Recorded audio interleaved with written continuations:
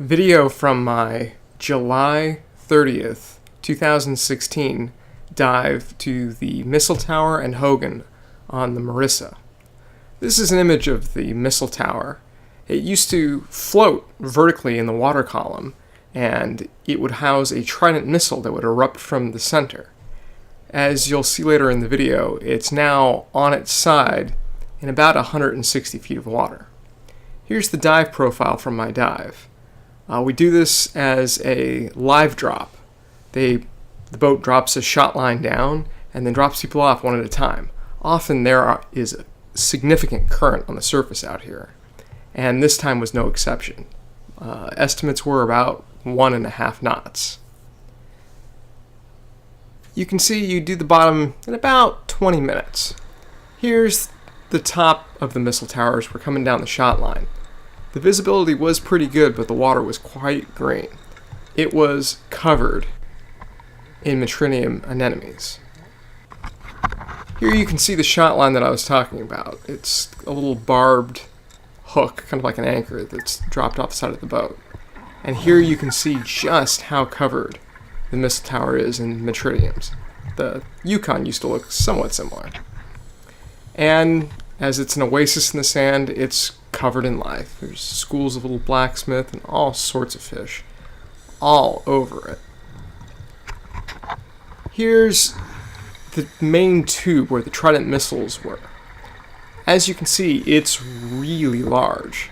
You can actually swim inside it, and it's wide enough to do a full 180. Here's me swimming inside. As you can see, there's not nearly as much growth on the inside. I imagine that's because there's no current or life or light on the inside. This is the platform where the missiles rest. And here I'm able to do a turn with 2 bailout bottles and a camera in hand. It's really, really wide. Kind of a neat thing to do. That metal structure up front was not blocking the tube back when it was fully operational.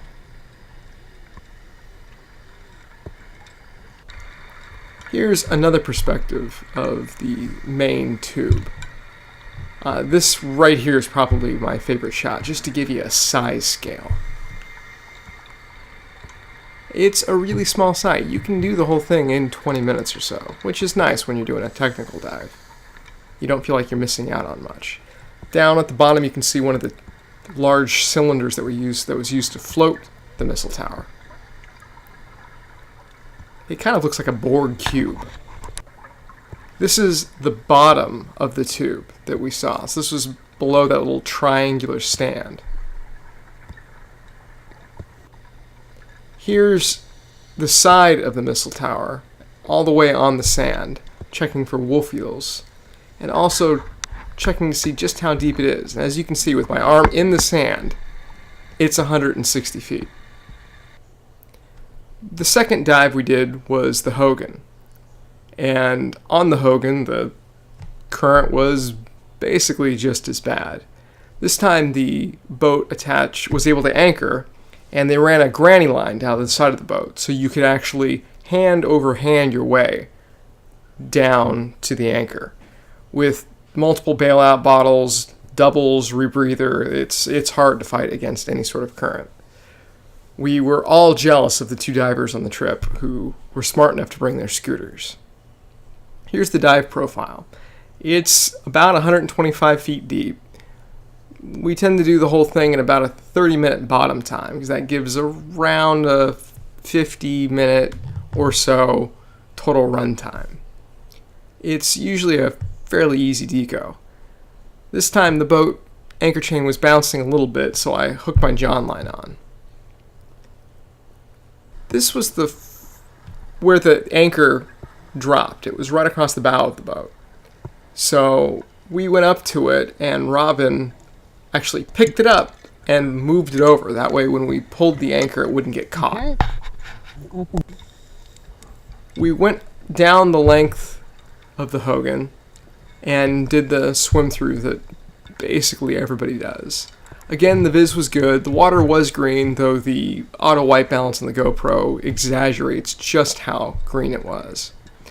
Unfortunately, we didn't make it the entire length of the boat. We didn't make it all the way to the stern. But we did get to see the very large boilers that usually hold wolf eels. For some strange reason, they just weren't home today. And the Hogan is always teeming with life. Big schools of blacksmith, fish of all sorts, gorgonians, sea fans covering the wreck. That's the, benefit of the fact that it's been here for such a long time. Here's one of the freestanding compartments that's down towards the stern of the wreck. We didn't make it all the way there, but we did make it to this compartment. If I turn sideways, I might be able to wiggle my way through. Here was a giant lingcod. This guy was at least 3.5 feet long. The wreck has been down since 1945 and it's mostly collapsed, but you can see some of the interesting features of the inside of the ship. You can see large gears and shafts that were running all over the place, rope. I don't know how well the military cleaned it up prior to its sinking. And here's me saying goodbye.